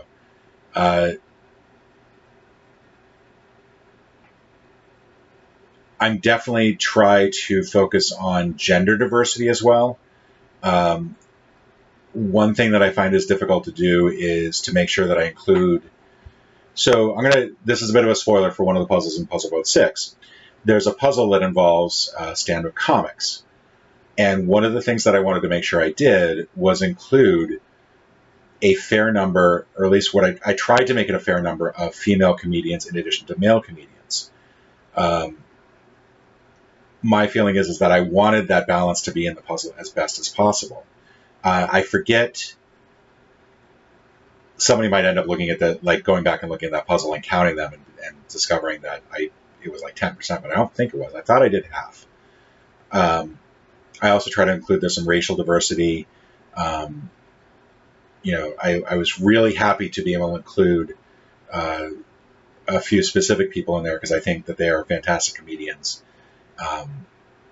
but also keeps the puzzle feeling like it is written by a cisgendered straight white guy.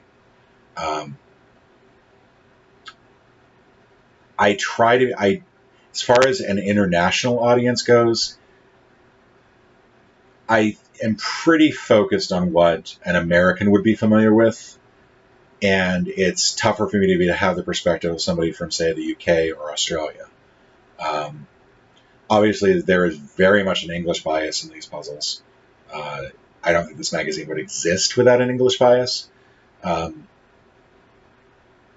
I don't think it would be possible for me to write metas outside of it.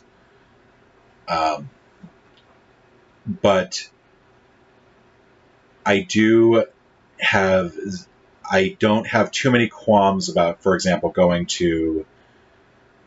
writing a puzzle about Major League Baseball, which is a very specifically American thing. I don't have any... I will write a puzzle about the U.S. Senate. I won't necessarily think to write a puzzle about, say, the Nippon League, or cricket matches, or the soccer leagues in Australia, even though there's some great fodder there. Specifically, some team names in other countries are absolutely amazing. There are things that are international in focus. So Nobel Prize winners, for example, the periodic table of elements, world capitals, things like that are going to help it feel a little bit more international.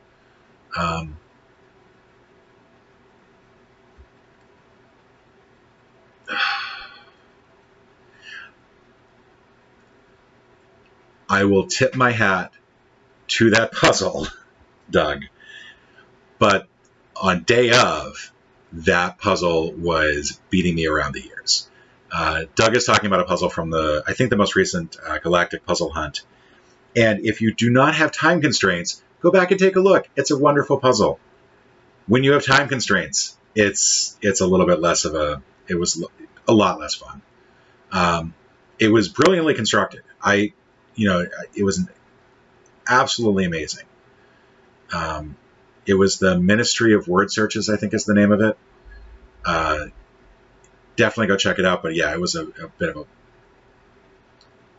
Yeah, that was the thing with the word searches. That was the thing with like the billion word searches.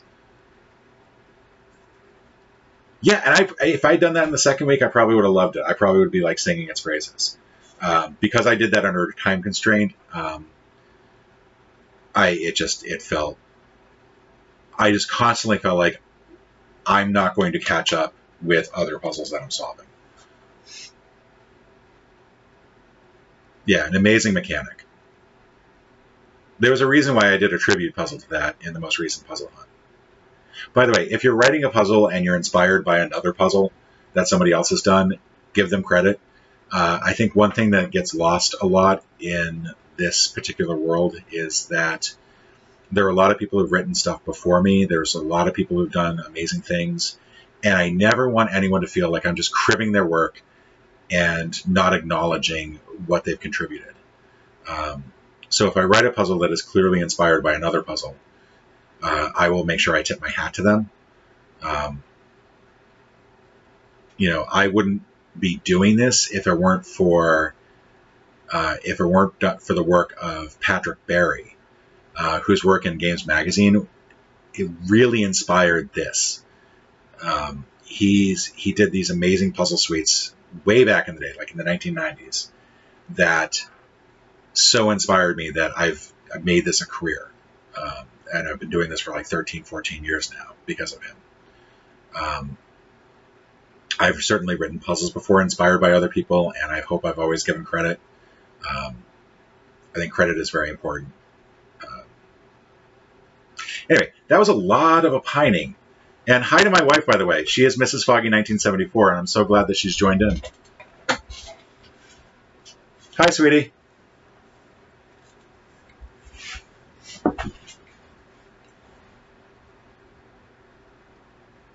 At least I hope she's still here. But yeah, the general answer to the first question is American versus global. I tend to be a little bit more American. Everything else, I do try to be more aware. I do try to be more inclusive. So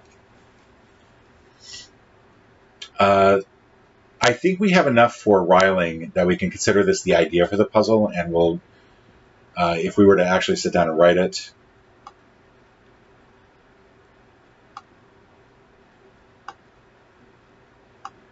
Anna is actually at Farscape Con, or WinterCon, right now, meeting all her idols from Farscape.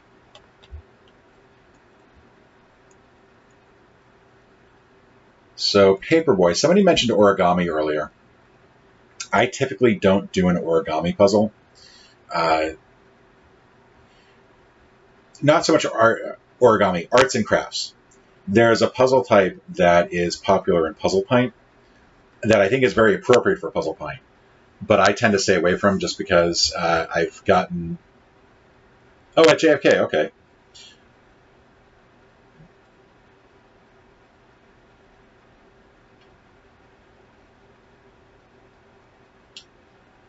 Yeah, and I think that's the reason why. So Think Deep mentions not having printer. Occasionally I will talk to people who say like, oh yeah, I did that, but I didn't bother printing it out. And it was a puzzle that was clearly designed to be printed out. Treasure Island was like that in the most recent puzzle hunt, which I'm hoping people enjoyed. I try to stay away from arts and crafts, but I think with Paperboy,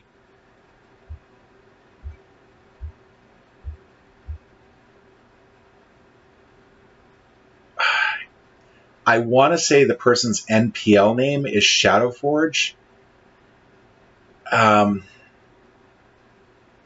So there was a puzzle, a couple guys, they did puzzles in New York, the Haystack Puzzles, the Haystack Puzzle Hunt. And I think, Hathor, you've gone with me on one of these. I think you've done two of them.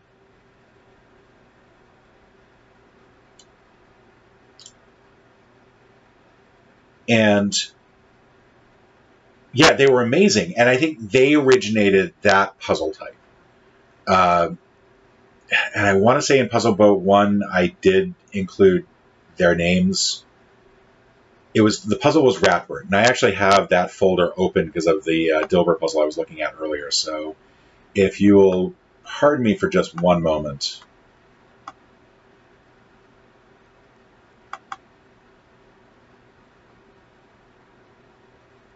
Okay, so Yeah, I didn't actually have their names, unfortunately, when I wrote this puzzle. But it was a group of people who did. Hey, Jeremiah's. JJ, your test was. You have successfully communicated with us. Oh, that is hilarious.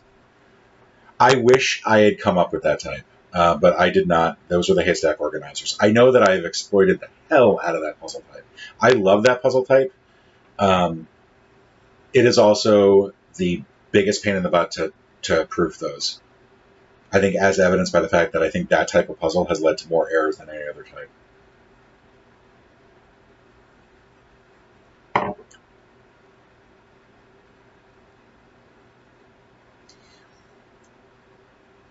So what I'm wondering about with Paperboy and Liable, what if it looked like an origami puzzle, but somehow like you clued in paper cuts somehow?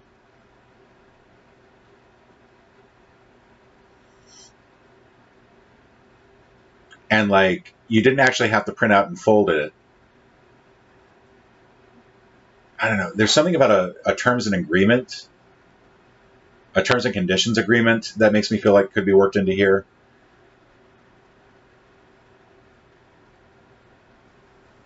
I'm just going to put down looks like origami, but isn't, and involves warnings about paper cuts. That's not really enough of an idea to actually write a puzzle on, but that gives me somewhere to go from, and I'll probably work from there.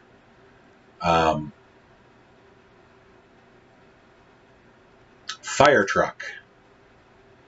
Anybody ever played Flashpoint, the board game?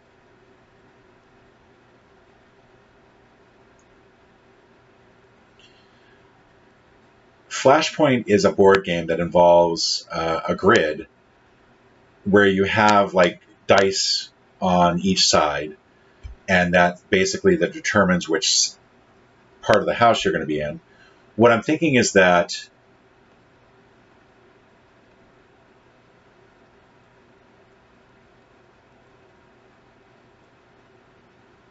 if we did a Flashpoint grid and actually borrowed from Flashpoint the board game, we might be able to do a word puzzle based on that, some sort of crossword, and then the way that game works is that you have certain dice that will lead to fire breaking out and spreading. Give people the rules, because I don't want people to have to go look up a copy of Flashpoint and figure out the rules for it. But if you give people the rules, something about spreading from certain points in the grid that would put letters into it. This could be a puzzle type. I've done this one before. I did this in Puzzle Boat 6 and Puzzle Boat 1, where you start off with a grid of letters and you then replace certain letters to get other things. So in this case, let me go ahead and create a spreadsheet for it so people can actually know what the hell I'm talking about. And I'm